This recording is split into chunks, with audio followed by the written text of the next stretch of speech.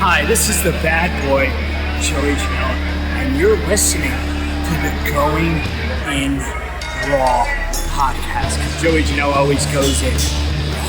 This is the American Nightmare, Cody Rhodes, and you are listening to Going in Raw. Hey everyone, Kenny Omega here. In case you didn't know, we have an awesome kick-butt show called Steve and Larson's Going in Raw, and they're going to be supporting AEW every week amongst many other things. Goodbye and smooch. Good night. Bye-bye.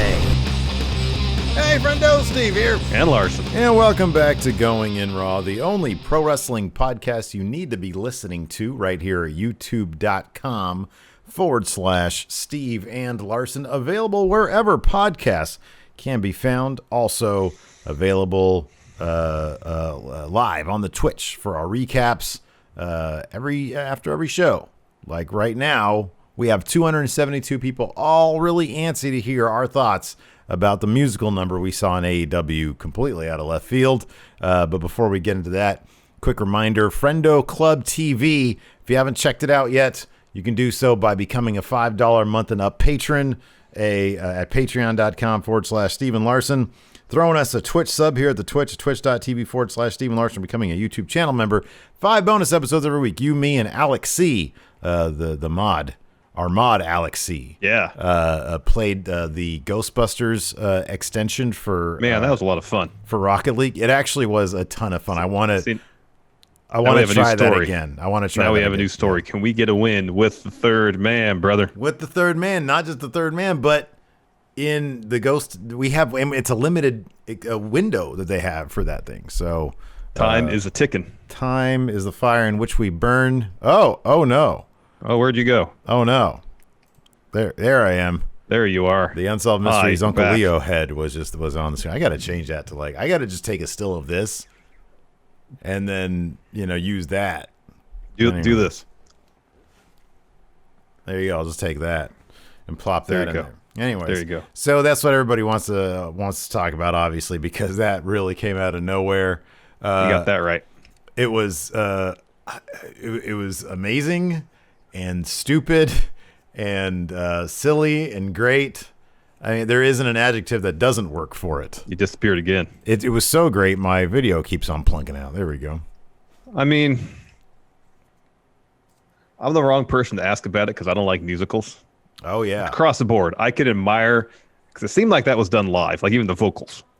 No, I don't know about that. Because if those vocals weren't done live, like Jericho should have been talking to somebody about doing more takes. Because MJF's vocal performance was actually stronger than Jericho's was. I would love to know about the how they pulled that one off. All right, everybody's saying the vocals were not live. All right. Yeah, that's why I was trying to find an explanation because Jericho, I mean, I know he's in a rock band and stuff. This is a Broadway number, different. A different type of vocal approach. But like from a production standpoint, it was really good. Yeah, that was whether it was fantastic. one take, whether it's done live or otherwise, it was really good. It was really good from a production standpoint. If they had pulled that off live, that would have been a feat for sure. But it was a feat regardless. I thought that this thing was absolutely... Look, I like when I first saw them doing it, my natural inclination was to roll my eyes because I was like, oh, what the hell is this? But then when they actually did it and you see how good MJF actually can sing, which is actually pretty damn good. Like when you're doing the Frank Sinatra thing, I'm not going to say it's easy at all. Yeah, but like, if you're crooning. Crooning is easier than trying to actually sing. I don't know. But so many people were losing their shit about it in a positive way on Twitter. I'm sure plenty of people will be losing their shit about it in a negative way. But it was different. It was clearly Jericho having a ton of fun, and that seems to be his MO. Put over younger guys, have lots of fun. That's Jericho's MO right now. And to come out with this musical number, punctuated in the end with the steak punchline, with some really great comedic timing from these two guys, I can't help but just give it a rave review, even if it wasn't necessarily my kind of thing. That's what I was going to say. I can appreciate it, even though I'm not I don't like musicals. Except for Hamilton. Hamilton was pretty good. Grease is my shit. I love Grease. Yeah, you love Grease. Great. I'm just not a fan of musicals. Yeah. I can appreciate it for what it is. I can appreciate the effort put into it, the creativity behind it, the production value, and still to say, not really my thing. Okay, but wait, why Hamilton though? Why Hamilton? Because the music's really good. But, okay, so but man, the soundtrack to Grease is amazing. Why wouldn't you like Grease that? Grease is pretty good too. It's the word. Grease is the word, Steve. Because Hamilton, even though it's a story that's set in the 1770s, musically it's very contemporary. Whereas a lot of Broadway shows, Broadway musicals, is a very specific genre. Yeah, I remember you mentioned that about whereas Hamilton, they deviate from that. If Cats the movie had kept the buttholes, I probably would actually have watched that movie. Yeah, I might have too. They took the buttholes out though, the genitalia and the buttholes. But I mean, in terms of like, if you take your own musical predilections out of it, I can appreciate the effort, the creativity, the production. That's why I said I can appreciate it, while personally not really liking it. Within the context of being part of a pro wrestling show, on this stage, it hasn't been done before that I can really think of. I mean, they might have done some goofy shit like this back in the 80s in WWF. The only thing I think of is Vince in that Pile Driver movie, where he's doing singing "Land of a Thousand Dances" or whatever it was. Yeah. Trying to dance to that. Yeah. But in more recent history, and obviously WWE, they tend to, with exception, they tend to take their product pretty seriously, or at least a bit more serious than this would lend. But yeah, I appreciate that AEW tries new things.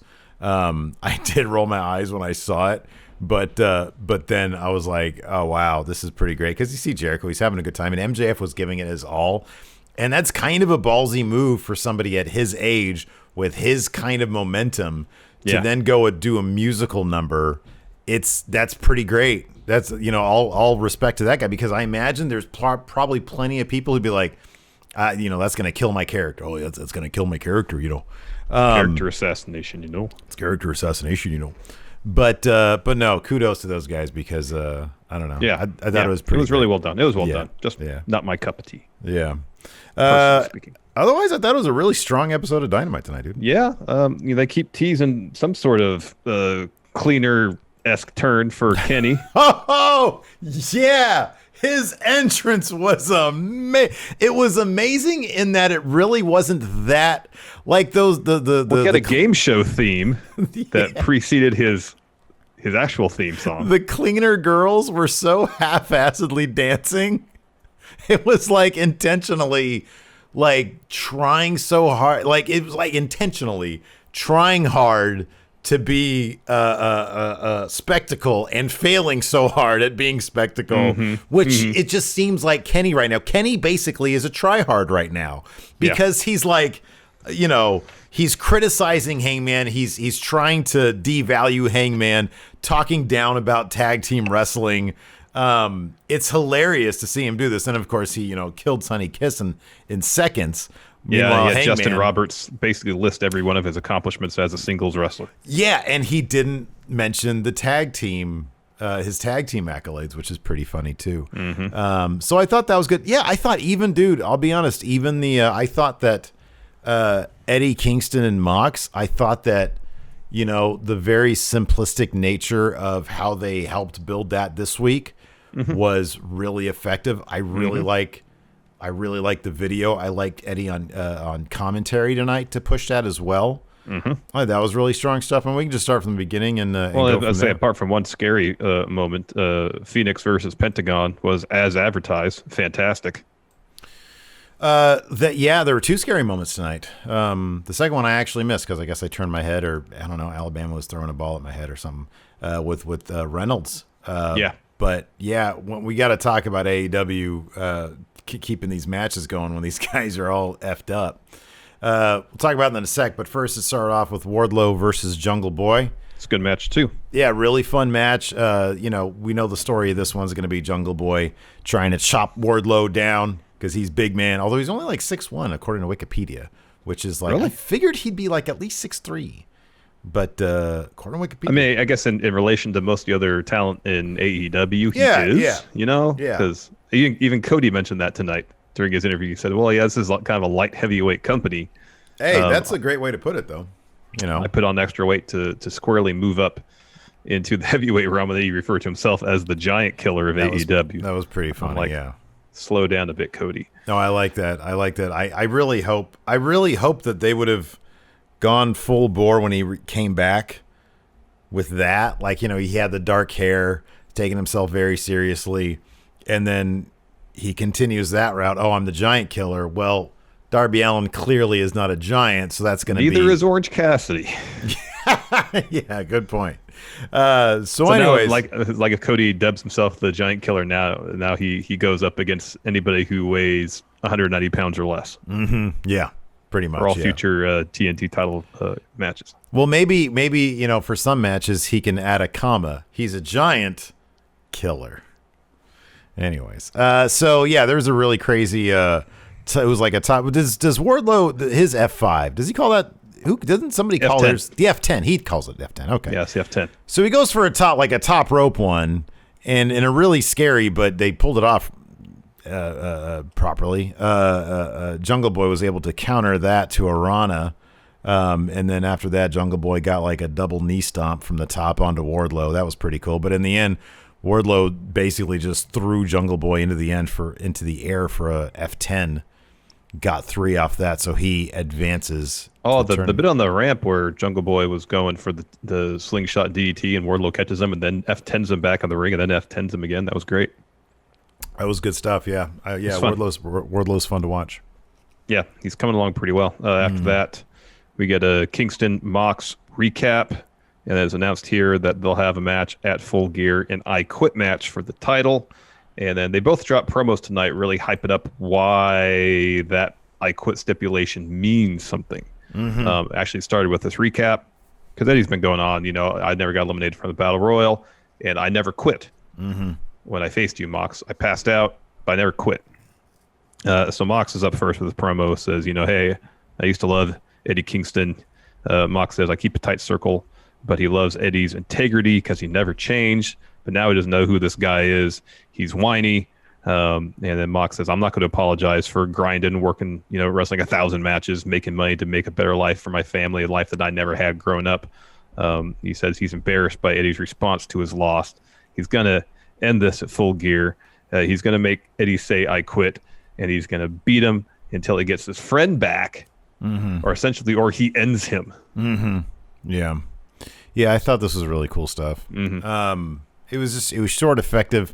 I can watch Eddie say anything. He could sell any match, I feel like.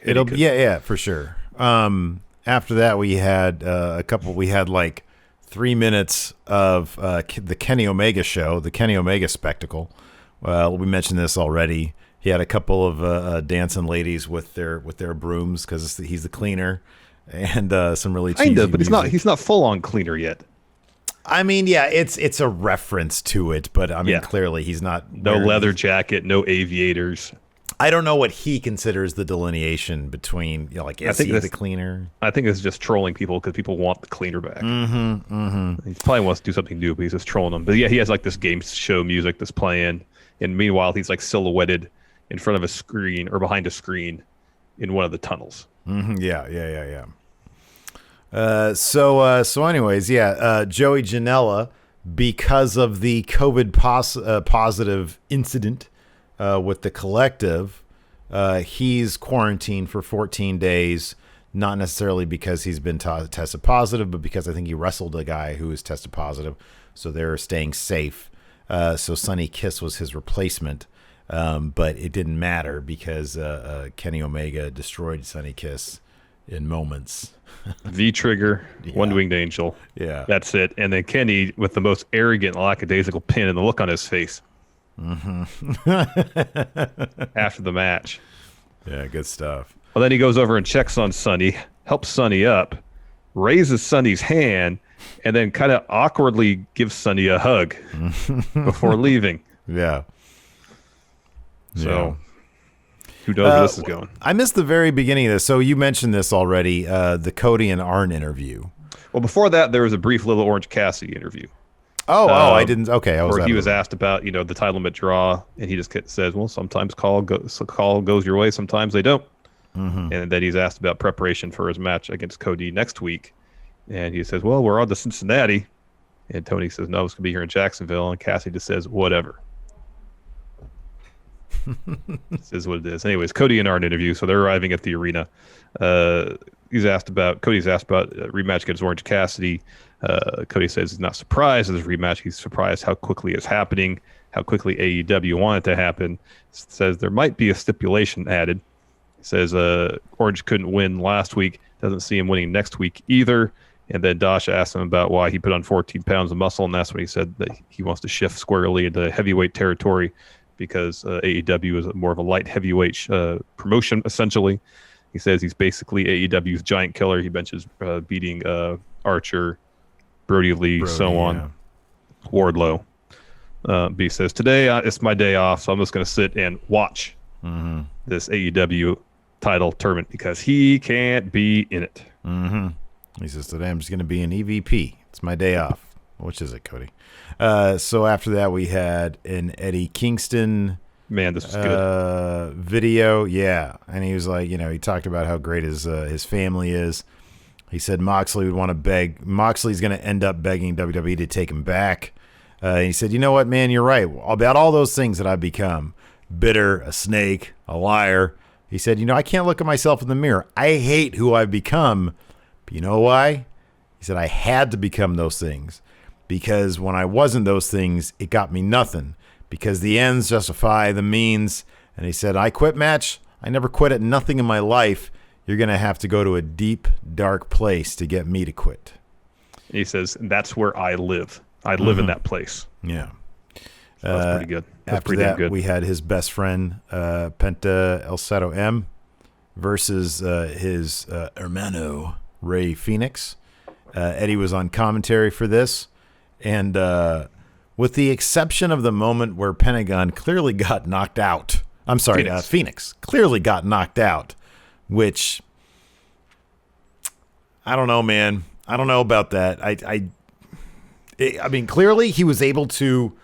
See, I don't know if he got knocked out because he never had that moment. He was just out, like on his back, out. He was seeing stars. He got his bell rung. He was talking to the ref. Yeah. Pentagon hit him with a DDT, which clearly the most gentle DDT. Oh, and now it was nice to watch because man, with him he was being very gentle, like everything was very safe, and he was talking to him the entire time, and eventually he was able to put together some fantastic moves. He's able to shake the cobwebs out. Yeah, but it's scary, man, when that kind of stuff happens. Especially they go back up to the top rope after that. And there's one spot where Penta, I think, kicks Phoenix off the top rope, and Phoenix is like kind of unsteady getting up there. But, then the thought hits your head, well, is it part of that? Like in the midst of this, maybe Phoenix got his bell rung a bit, but in the midst of this, maybe is there a situation where like, okay, I'm fine. Can we milk this a little bit, And that's the thing. We don't know, but you're absolutely right. But as a fan of these wrestlers, and especially honestly, like you look back at that last pay-per-view, the Matt Hardy thing, when clearly that needed to stop. Yeah. There's no reason that match should have carried on. At that point, you're kind of losing the benefit of the doubt. Yeah, you are. I know. And for this to happen now. It's you're sort of like, okay, come on, man, y'all need to do better. But again, he was able to finish the match. Some huge, he did a Spanish fly. Yeah. Once he hit that, I was like, okay, I guess he's probably all right. Yeah, I figured the same thing. But yeah, that moment you were talking about, you're just thinking to yourself, and that's the thing that sort of takes me out of the match when I'm thinking to myself, is this guy selling or is this guy actually out? And I understand it's a complex thing. I understand that they're doing a simulated fight. They're supposed to act like they're getting beat up. But when it's obvious that something did happen, then it's just you're thrown out of the match and your concern takes over, Yeah. But once that Spanish fly happened, I'm like, all right, I feel like he's got it back, because then there was that crazy flipping pop-up powerbomb thing that Pentagon hit. That was great. Yeah. he snaps Fenix's arm. And it's funny because earlier in the match, before the spot happened where he got his bell rung, there was that fantastic chop off, which was really, really good stuff. And it's not even like the chops were all that amazing. It was just the way they were selling it. And, it's brother versus brother. Really, so much. Really strong stuff, yeah. That springboard sling blade that Penta did, too, was pretty cool. Mm-hmm. So anyways, Penta snaps Fenix's arm, and Fenix stands up for a bit, sells it, falls to his knees, and Penta seems hesitant to follow up. And then Eddie says, "Oh, did you hear Pentagon?" He said, told Fenix he was sorry, so he charges him. Pentagon charges Fenix, and out of nowhere, Fenix hits a super crazy, elaborate Canadian destroyer to get the win. Yeah, it was absolutely insane. Nuts. It was nuts. Super nuts. So we're gonna get. So Kenny isn't Kenny still the mega champion? Yeah, Justin Roberts mentioned that in his introduction. Phoenix preceded him, right? Yep. Kenny beat him for it. Nice. This is the first time they've had a one-on-one match in AEW, though. Yeah, right. So this is gonna be just insane, unless I really hope they don't continue a thread where Kenny basically gets to breeze through the tournament and Hangman has to basically work how many matches you can have? Like 3 matches, 20-minute matches every single time. Well, I mean, if that's it fits. I don't want to see either. I want to see Kenny and Penta go 15 minutes, because they can put on a brilliant bout. Mm-hmm. I mean, if what we saw tonight is any indication, the story is going to be Kenny stepping back into the singles world with ease. Seamlessly, yeah. Whereas Page, to a degree, his match against Colt was competitive, but I never felt like, they managed to do enough to make me think that Colt was going to win. Essentially, Page has to relearn how to be a singles wrestler again. Mm-hmm. He's got to work for it, and Kenny does it. Yep. That's the thing. So, I would like to think that there's a way you can sort of have your cake and eat it too. Like a different way you can advance that particular story, because I think it's a strong one. Mm-hmm. So, after that, we had a video package promoting Miro and Kip against the Best Friends over the video game console, the Allen, the Kip refers to it as. Yeah. It's all really silly stuff. I like everybody involved, though, so it's cool. But it's all really silly stuff. It is really silly stuff. And then after that, we had Hangman Page versus Colt Cabana. Really, really, really great match, but a really fun match anyways. But, yeah, again, Hangman. What was the final time cue? I heard that there was a voiceover, but I didn't hear what he said, what the final time was on this match. But it was close to it because they had announced, I don't know if they had announced this previously, that the matches are going to be 20-minute, there's a 20-minute time limit, and if the 20 minutes expires, nobody goes on. Their opponent would get a bye. It's a draw, yeah. Yeah. So, Hangman ended up taking, Colt ended up taking Hangman pretty much almost to the limit. In the end, Hangman beat Colt with the buckshot lariat. Yeah. Did a head fake with it too. Mm-hmm. Yeah, that was cool. I like that bit. So he's gonna have a Wardlow next week. Maybe that in itself is kind of the story. Like Kenny isn't gonna have the brute force of a Wardlow coming down on him. He's gonna have Fenix, who's basically a cruiserweight, to contend with, but Wardlow just has, Here's those the thing, stiff on blows. them has a point here. I hadn't thought of this. Is Kenny beat a tag team wrestler, whereas Page faced a singles guy, and Colt. And next week it's going to be the same thing. Now I know Ray Phoenix is a really accomplished singles wrestler in his own right, but AEW's universe, he's a tag team wrestler. He's known as that's a good point. That's a really good point. So after that, we had Team Taz. They all came out. And first order of business for Team Taz. Taz calls out Will Hobbs. Hey, we haven't heard from you yet. Why don't you answer my phone calls? I've been sending you some electronic mail. Why don't you get back at me? Slide into my DMs, Will Hobbs. He's also mad about Darby Allin getting a TNT title shot. He burns his ass, he says. Yeah, and he says Tony Khan called him to his office and said, if Ricky Starks had beat Darby Allin, he would have got that title shot instead. And then Starks had a pretty good promo talking about how he continually gets the rug pulled out from underneath him. He says somebody's going to pay for Darby getting the title shot. But he says it's not going to be AEW. It's not going to be Tony Khan. It's going to be you, Darby. He says no when or where, but when we meet again, I'm putting you in the grave. Oh, man, I love Ricky Starks. He's really good. He's so good, man. He's so good. Before the Team Taz bit, there was a brief little Sammy Guevara, Matt Hardy thing where Sammy Guevara had like a wall of Matt Hardy pictures and stuff with red paint all over it. It was pretty cheesy. I didn't even write that. It was really quick. It was super quick. Oh, man. Poor Sammy he's probably thinking to himself, man, I have a feud with like the legendary Matt Hardy, and it stinks. I will say this, at least for the blow off, they're doing Elite Deletion. Oh, yeah. They're not going to have another match, like a real match. Yeah, that'll be fun. In hopefully a more controlled environment, like set. Yeah, they should be building Maybe this. no one will get hurt. With like Elite Deletion vignettes instead of this cheesiness. They replayed that bit where he said, it was me all along. Like he did not want to say that line. Well, he knew how awful it was. Yeah. After that, we had the steak dinner debonair. So it opens with them like awkward. They're awkward. It's obviously they've been talking. Jericho's drinking some bubbly. MJF's got a glass of red wine. They order. MJF says, I want a 20-ounce porterhouse, baked potato on the side. I want it well done. And then Jericho says, I want a 20-ounce porterhouse, also with baked potato on the side. I want mine medium well. And they go back and forth, ordering their steaks rarer and rarer and rarer until Jericho says, I want my steak blue, which I guess is less than rare. Rarer than rare. Yeah. I guess so it's still like purple on the inside. So then Jericho's like, what are we doing? We've been here for 20 minutes. We haven't talked. Inner Circle is having a town hall next week to decide whether you're going to be in the Inner Circle or not. But what's even the point now?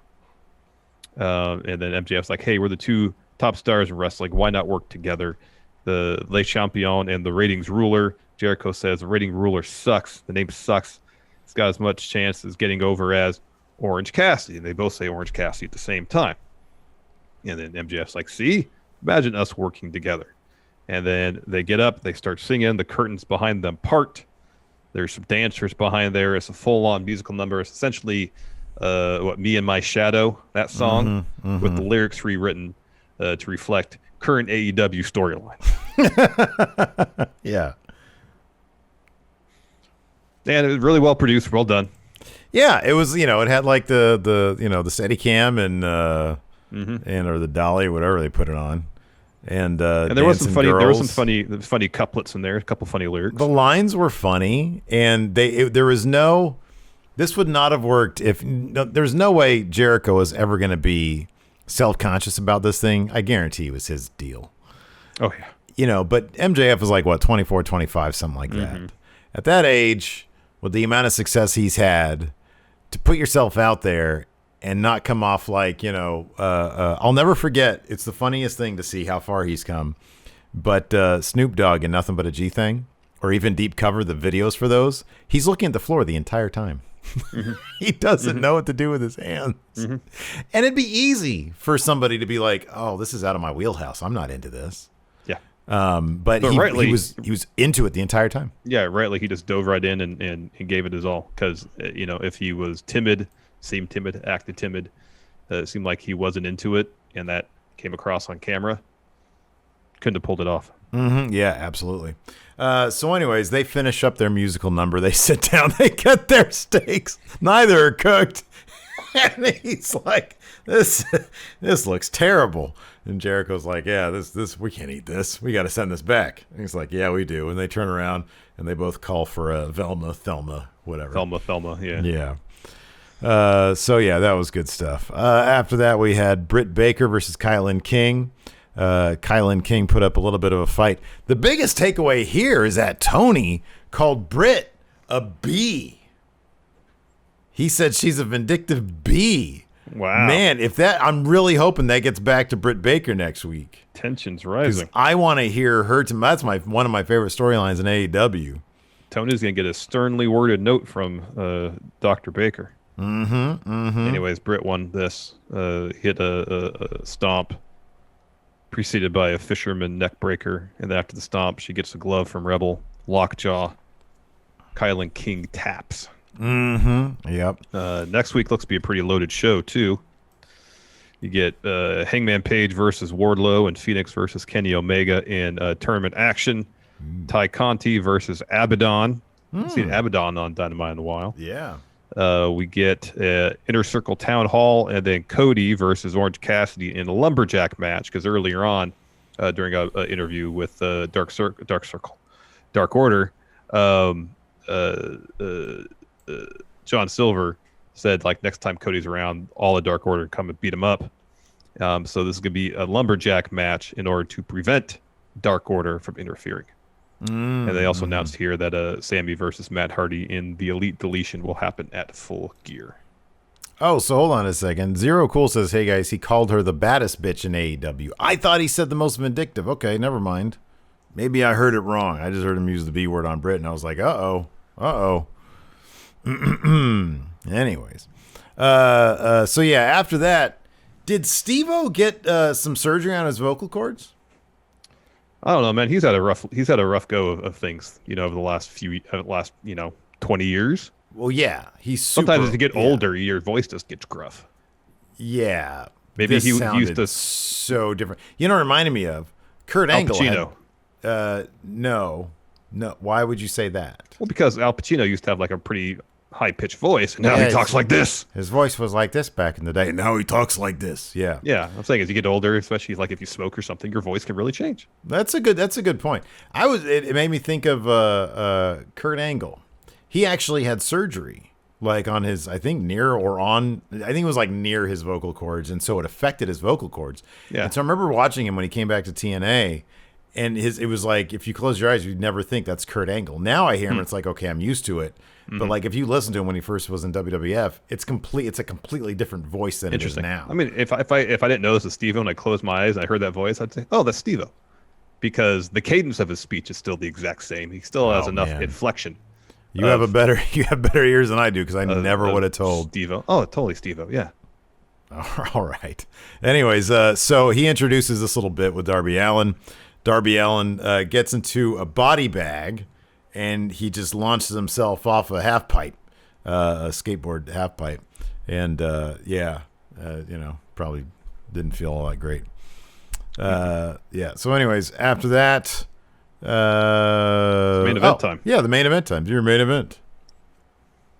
It was Butcher and the Blade versus Private Party versus Alex Reynolds and John Silver versus the Young Bucks. FTR was on commentary. It was a fun match. The bit towards the end, especially when all the other teams, save for the Young Bucks, were seemingly on the verge of victory, only for a member, if not both members of Young Bucks, to run the ring to break up the pin. Everybody got moments to showcase their skills, to dominate for a little bit. So it was a pretty fun showcase for AEW Tag Team Wrestling. Bummed out Reynolds and Silver didn't win. I hope Alex Reynolds is okay. I haven't heard anything regarding his condition. But Young Bucks, they referenced how Private Party beat the Young Bucks at the previous at the tag team tournament, where they broke up a Meltzer driver, and then one member of the Young Bucks got rolled up. They tried to do that same sequence, except this time Matt reverses it, and he pins Mark Quinn, I believe. Sorry, Isaiah Cassidy, to get the win. So they'll be taking on FTR at Full Gear. FTR heads to the rings with a couple of beers, offer them to the Young Bucks. I don't believe the Young Bucks ingest alcohol. Bucks slap the beers from their hands. Someone comes from behind, is Tully Blanchard, hits Young Bucks with the chair. FTR starts beating them down. FTR and Mass Tully Blanchard hit a spike pile driver on Nick. And then the chair is put around Matt's ankle. Cash Wheeler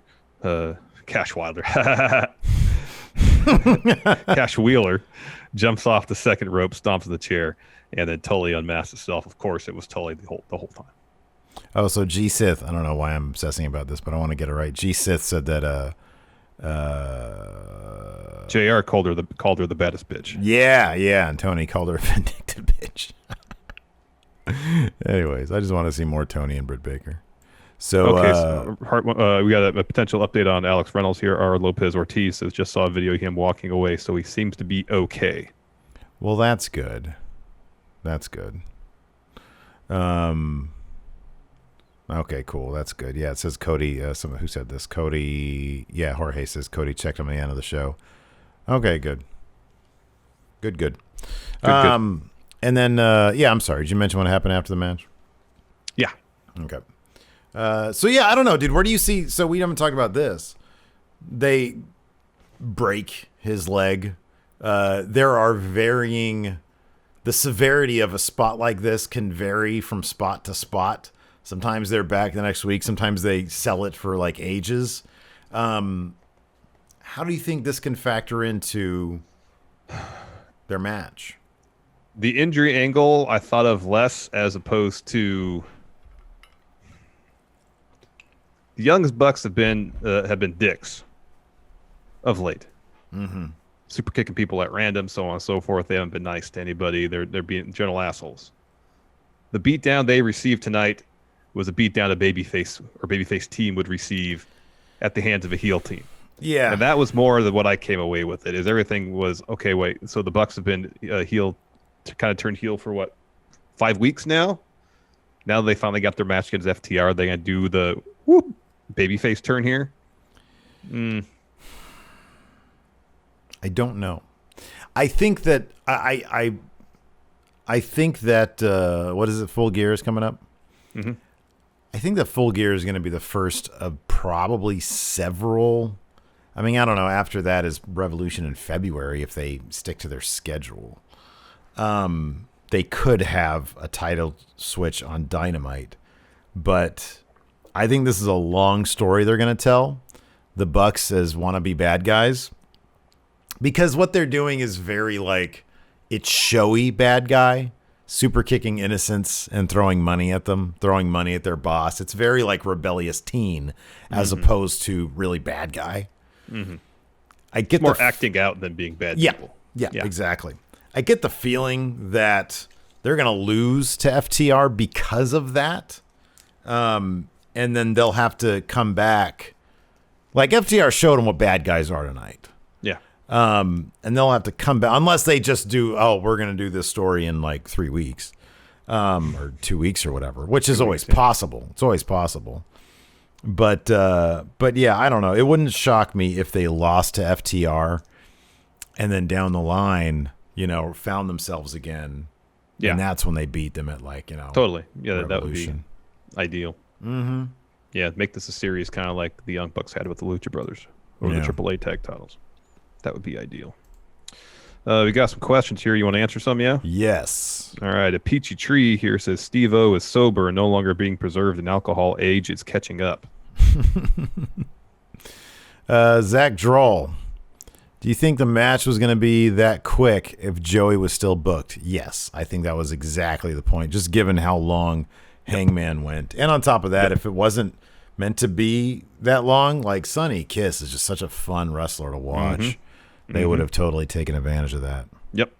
Hamish, thank you for the sub. Says, you guys always do a great job every time. Too sweet. Was this a good episode of AEW tonight? It was all right. The first hour was fun. Oh, that was a decent episode through and through. I can't think of anything that I was not into. James Fletcher. Who has had the biggest improvement? And who are you disappointed in AEW? So far, I'm not huge on how they've used Miro. Mm-hmm. Agreed. Biggest improvement has been the Dark Order. Oh, yeah. Flat says, the Young Bucks are injured? Who fills in if they can't go? They're injured? That's another possibility. Oh, kayfabe-wise, yeah. They're writing off Matt with this. And, yeah, somebody else would have to step up.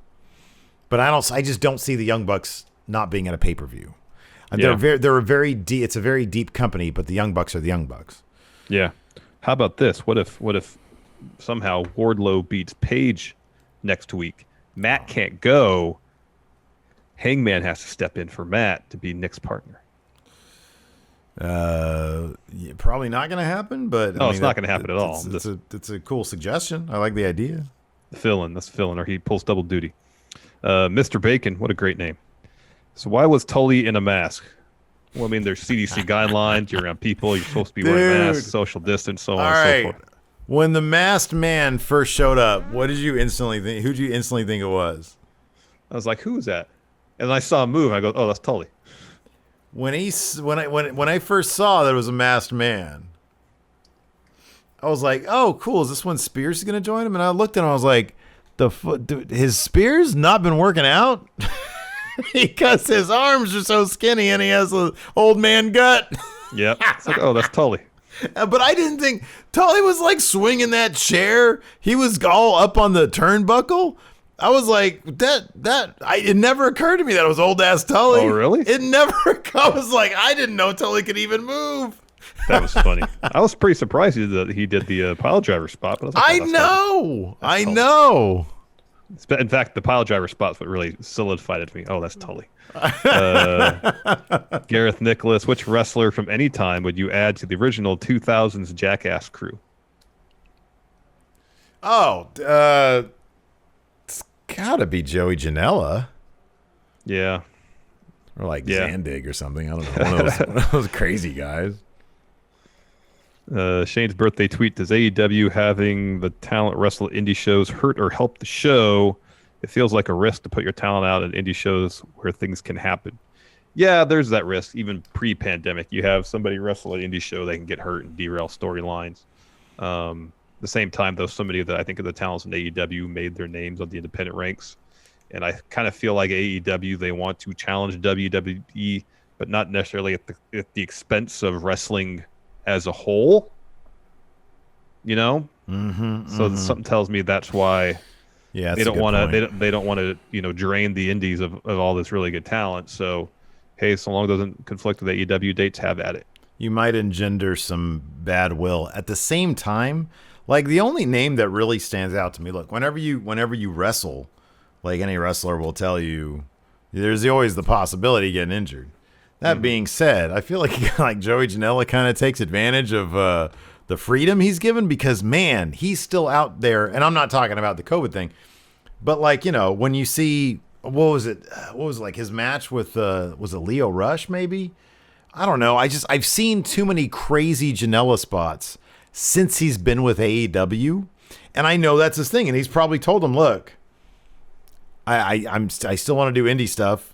And I'm still going to do crazy stuff because that's what I built my name on. I can't all of a sudden be a mat wrestler when I'm doing GCW shows. And that's just, I guess AEW just has to understand, okay, and maybe that's why he hasn't been pushed more than a tag team guy because they know if we push this guy, there's a chance he's going to go out on a weekend and get hurt. Yeah, I thought that too. Dang MQ, so where was Sheeta tonight? There's still a few weeks to Full Gear, so I am not concerned that there won't be a women's match on the card. Yeah, they need to decide who's going to challenge Sheeta for that belt.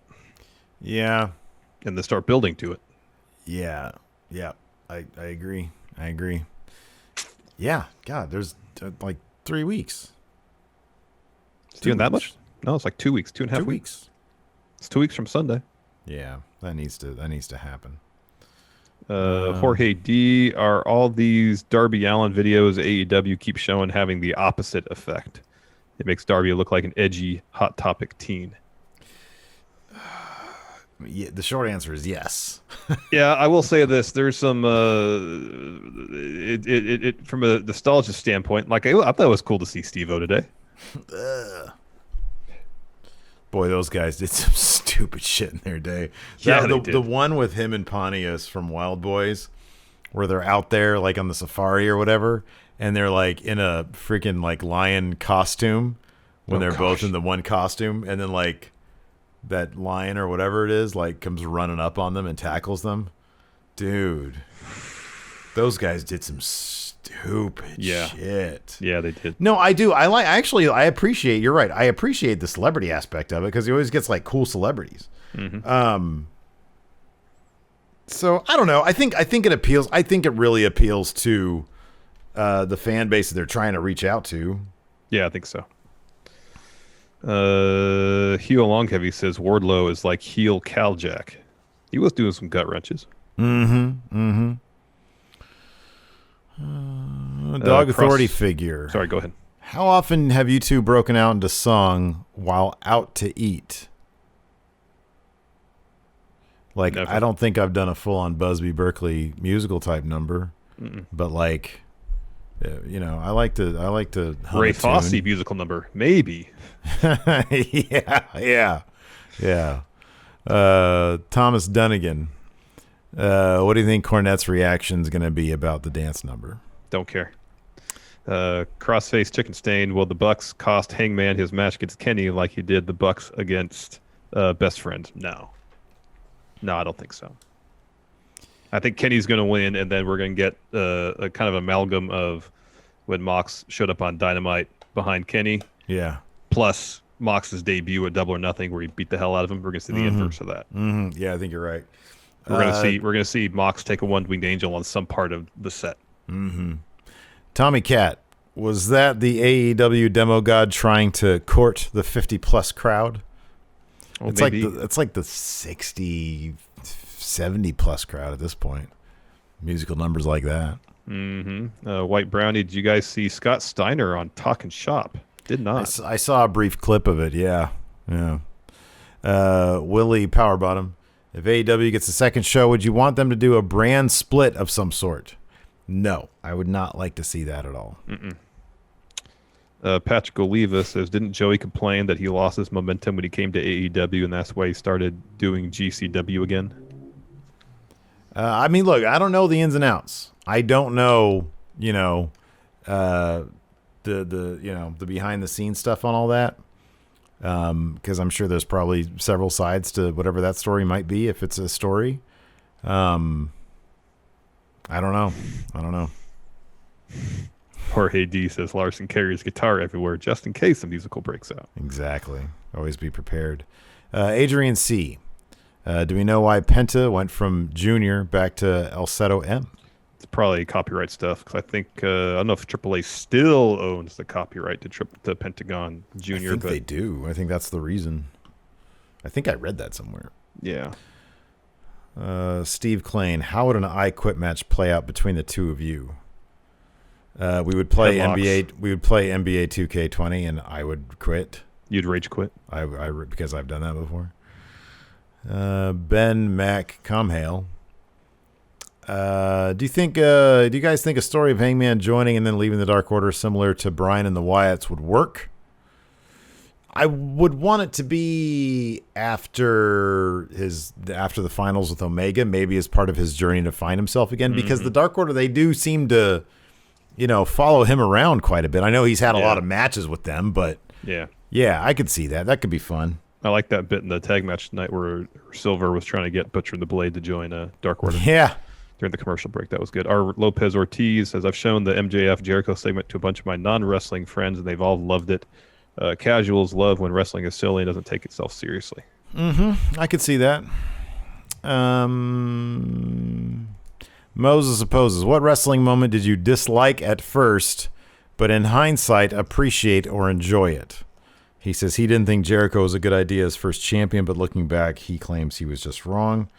I mean, I am notorious for flip-flopping on plenty of things.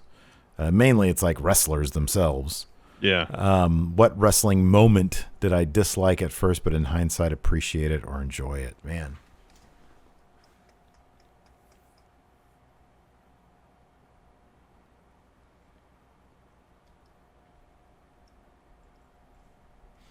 I don't know. Probably like the career of Bret Hart. I love watching Raws from like 95, dude. I love 95, 96. I love that stuff. Yeah. I guess I haven't quite come around on Brett yet. Oh, yeah, Let's see here. Tyler Quint says, thank you guys for all the great content. Thank you, Tyler. Thank you, I'm going to head over to the Discord, answer a couple last questions here. Beans from the East. Do you see Janela going to WWE at some point with his girlfriend over there? No. They won't let him do any of the stuff that he wants to do in WWE, and he won't be able to do GCW stuff. It would be he'd have an even worse time, I would think, unless like he just all of a sudden was like, I feel like crap. I need a clean slate. I'm fine taking. They wouldn't even offer him gobs of money though. I don't even know if WWE would be interested in him. Let's see here. Dr. Steve Winters. Would Eddie Kingston be doing better or worse with large crowds in attendance? I feel like they could mess with his cadence. No, I think he'd be fine. I think he'd be totally fine. And I think but one thing I noticed is that when that humidity must be killer, because by the time the main event segment or the final segment with FTR breaking Matt's leg, it felt like there were 7 people in that building because nobody in that building was really saying much of anything. And I get that, like, it's open air. The people are all distanced. There's not a lot of people in there in first place, but it just felt like extra empty, O-Dog has a good flip-flop moment here. It says, star of the 2020 Rumble with Brock limiting everyone until Drew took him out. Yeah, I thought that was rad. That was really well done. Yeah, I wasn't a fan of that idea going into it, but then when they were doing it, I was like, oh, this is kind of special here. And Shive, what infamous musical performances could MJF recreate? He seems like he'd fit perfectly with the Grease crowd. Yeah. He looks like a T-Bird.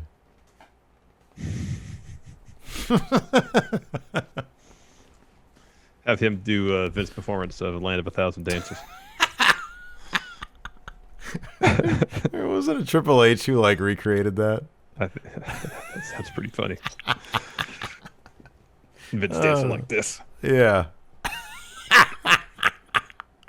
Vince is so weird. So weird. Yep. They should do a Dark Side of the Ring on just that. Oh, I know. Let's see here. That's all I got over here on the Discord. Yeah, I'm up to date here on the Twitter. All right, on the Twitch. Twitch, right. Sorry. Well, thanks everybody for tuning in. We definitely appreciate it. We'll be back tomorrow at noon Pacific, 3 Eastern with our NXT review. Thanks everybody for tuning in. Until next time, we'll talk to you later. Bye. Be a part of the best pro wrestling podcast today at patreon.com/Steven Larson. Enjoy tons of bonus videos, including patron-only live shows, gameplay, and vintage 10 for the wins, access to podcast question threads, the Friendo Care Package, and so much more. Support Going In Raw today at patreon.com/Steven Larson.